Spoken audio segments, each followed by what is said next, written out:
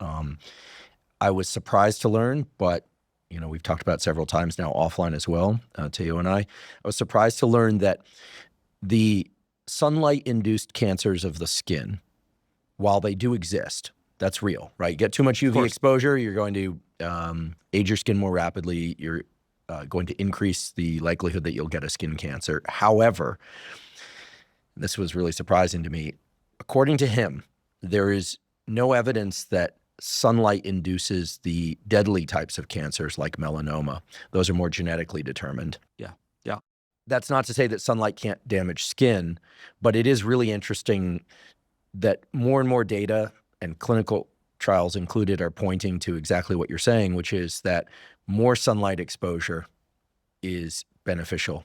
Yeah. And the risks of sunlight exposure can largely be offset by limiting your exposure to excessive UV.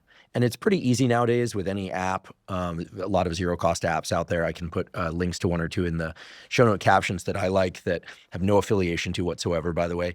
Will tell you when the UV index is highest. It's in the middle of the day typically. Yeah. And so it's possible to get plenty of sunlight on your skin without exposing yourself to excessive UV. Yeah, and I'd even take it a step further, because we know that a single layer of clothing is pretty good at blocking ultraviolet lights, right? But remember what we talked about infrared.